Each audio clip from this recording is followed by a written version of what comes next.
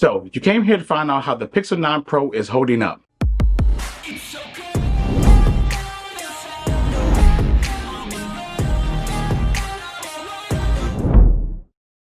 I've been using the Pixel 9 Pro for some time now, and I want to say that it's still one of my favorite devices on the market, period.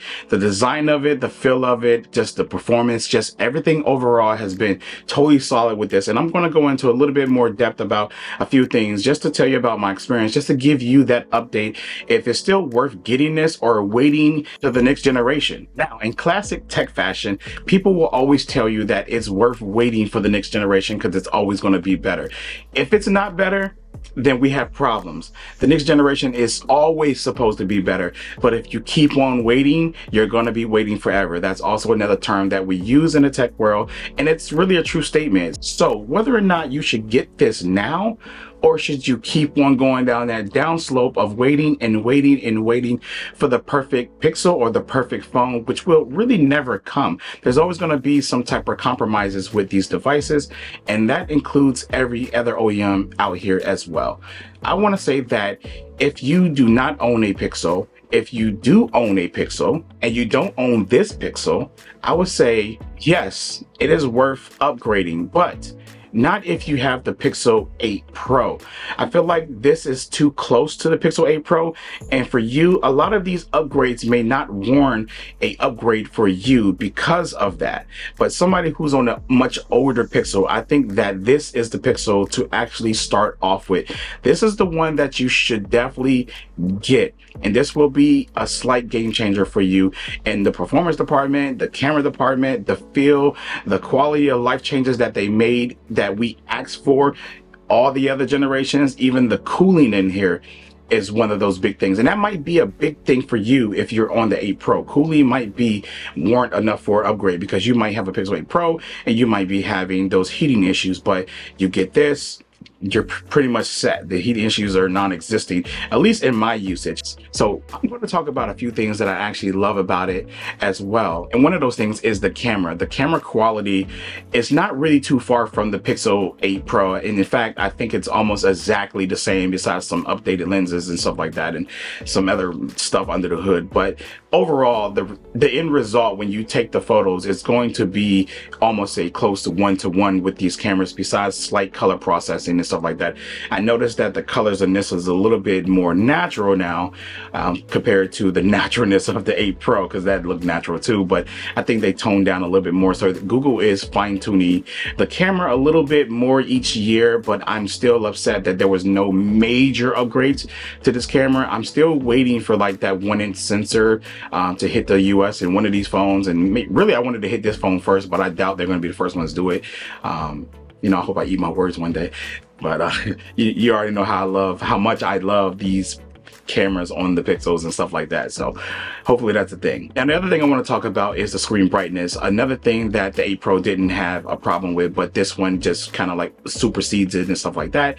So you're going to get a much brighter display. So I think at this point in time, we kind of hit peak brightness of these displays. I know that each year they may go up more, and that's fine. But I think once you hit this number here, then you're going to be fine moving forward. No issues at all.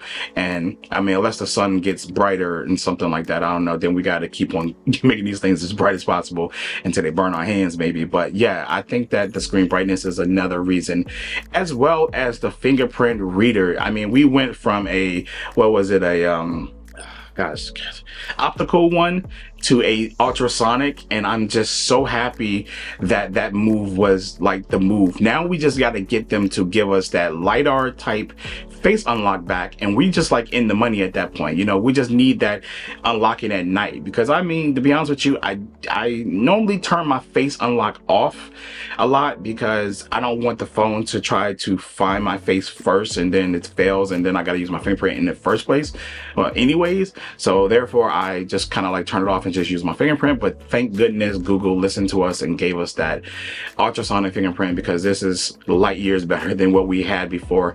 I don't remember having any miss with this phone compared to the last iteration that I had. Another reason that you may want to upgrade or not upgrade would be pretty much the hardware of it, like the design. I actually love the design. The new design is like, it's just a chef kiss to me. You know, The iPhone has always had like one of my favorite iconic designs as far as the squared off look, and then they brought it to the Pixel, and I just fell in love with this thing, and I just love holding it in my hand day to day, just feeling it, and it feels really great. So that might be warrant enough for you to want to upgrade as well based off design. And you can see from Google numbers this year that they have went up to about 21% now in the market share of their selling their phones. And that's incredible, because they was like at 4. So they're like, because of this phone and the design, I really do think that it's the design of this phone that is appealing to more of the, iPhone users and other users, right? Because a lot of people, when I hand them my Pixel phone, they be like, this feels like my iPhone. And I just kind of like sit back and smile a little bit, and it was like one of those things like, wow, they will probably buy a phone based off the design. I didn't really ask questions, but they were very interested in the design. But with that being said, I want to tell you a short story real quick though. I had gave this guy my number and he called my phone, but you know how Google Pixel spam calling works and stuff like that. So it screened the call first, and then I saw what he was talking about. Then I picked up the phone, and he was like, first question he asked me before we got into the business part of everything, he was like, yo, how'd you get that Google Assistant on your phone? And I was like, oh, well, that's a built-in feature on the Pixel phones. You have to have a Pixel phone to have that. He was like, oh my God. He was like, yo, I gotta get that phone. I was like, yeah, man, they just released these phones like back in August or whatever like that, and August and September. So you can go ahead and check them out or whatever like that, whatever.